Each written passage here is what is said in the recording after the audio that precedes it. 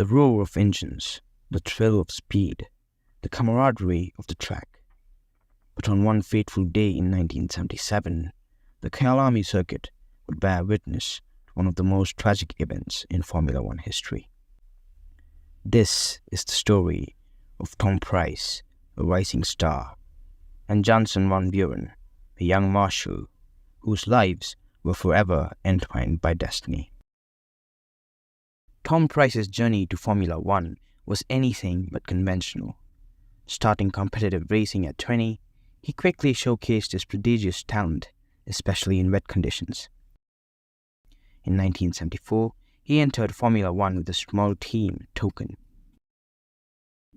His exceptional skills soon caught the attention of Shadow Racing, and he joined them, replacing Brian Redman. Pryce's career highlights include his remarkable third-place finish at the rain-soaked 1975 Austrian Grand Prix. His ability to control the car in challenging conditions earned him respect and admiration from peers and fans alike.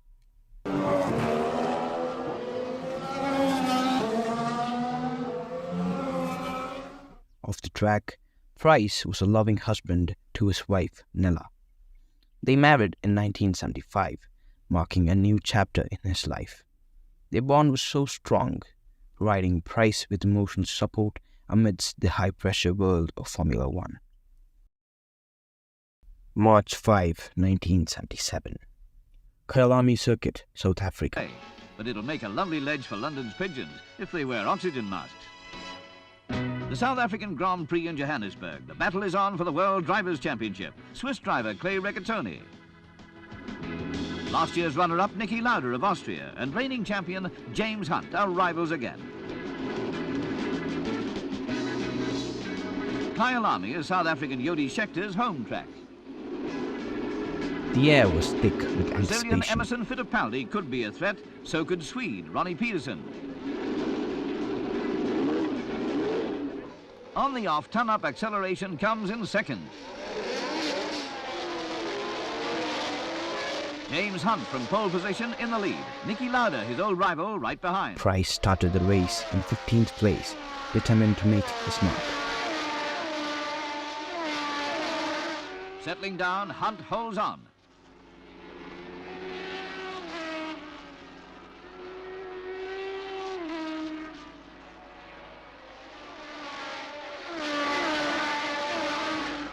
As the race progressed, Pryce skillfully maneuvered through the pack, battling with drivers like Hans-Joachim Stuck and Jacques Lafitte. It's an omen. Niki Lauda's red Ferrari heads the pack. On the sidelines, 19-year-old Vansen van Vuuren, a dedicated track marshal, stood ready to ensure the safety of the drivers. Marshals like van Vuuren play a critical role in the world of motorsports, often risking their own lives to protect others.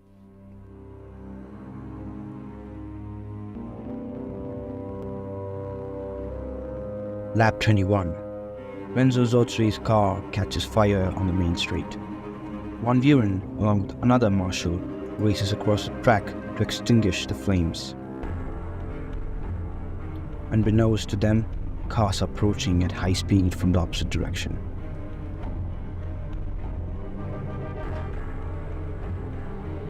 As they crossed the track, a blind crest obscured their view. Hans-Joachim Stuck swerved at the last moment to avoid the marshals. Tom Pryce, however, had no time to react.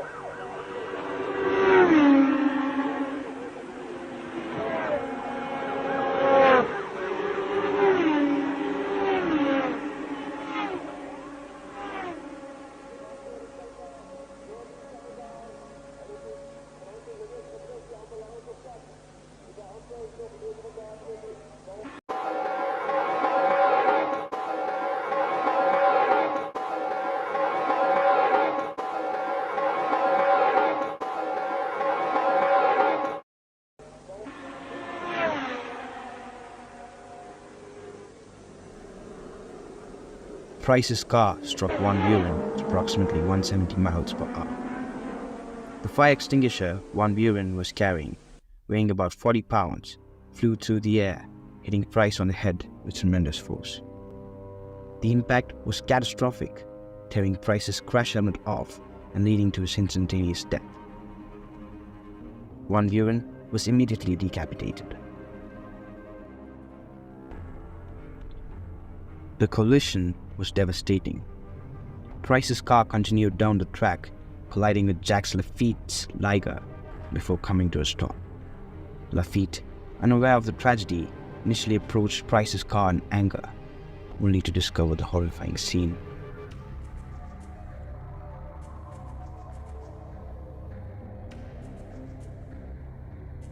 The impact had been so severe that both Pryce and Van Vuuren were rendered unrecognizable, with Pryce's helmet torn off by the force. Van Vuuren's body was so badly damaged that he could not be identified initially. The race continued as emergency services attended to the scene, but there was very little they could do. Both Pryce and Van Vuuren were pronounced dead at the circuit, and their bodies were taken to the hospital for identification and autopsy. The horrific nature of the accident highlighted significant gaps in track safety and emergency response, leading to widespread calls for reform. The race at Kyalami became a nightmare, forever etched in the memories of all who witnessed it.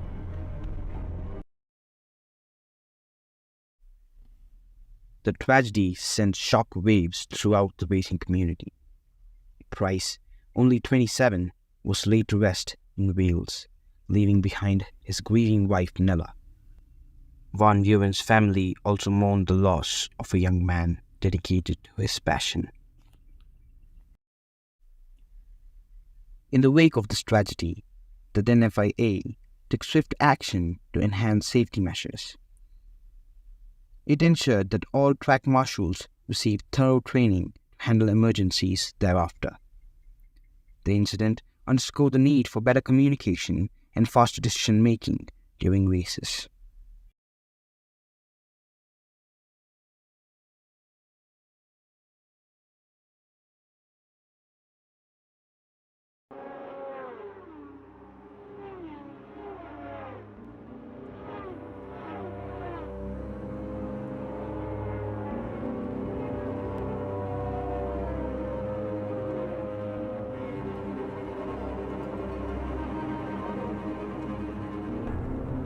The decision not to red flag the race immediately after the incident has been widely criticized. The 1970s lacked the stringent safety protocols and quick communication systems that are standard today. Race officials may have been slow to recognize the severity of the situation, or they were following the norms of the era, where races were less frequently halted. The location of the incident, just over a crest, made it difficult for drivers and some officials to immediately see the gravity of the emergency. There was also a tendency to prioritize race continuity over safety.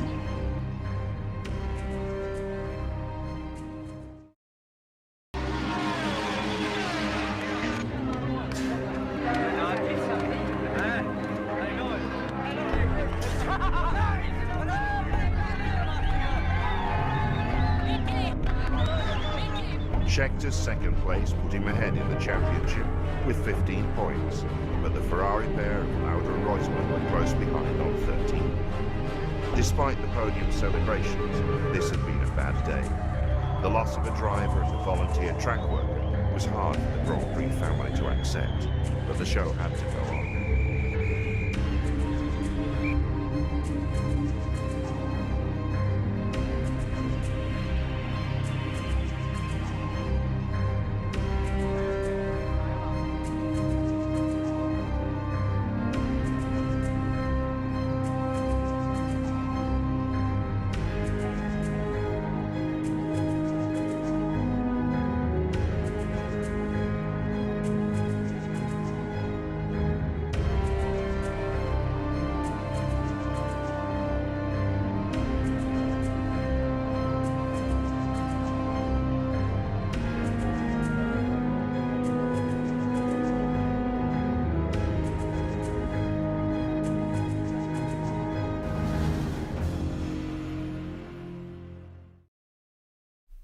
Tom Pryce's untimely passing left a profound impact on the racing world. His legacy lives on through the Tom Pryce Award, recognizing significant advancements in automotive engineering and motorsports. Though his career was tragically cut short, the memory of his talent, bravery, and dedication endures, while we can only wonder what heights Tom Pryce might have achieved in his racing career.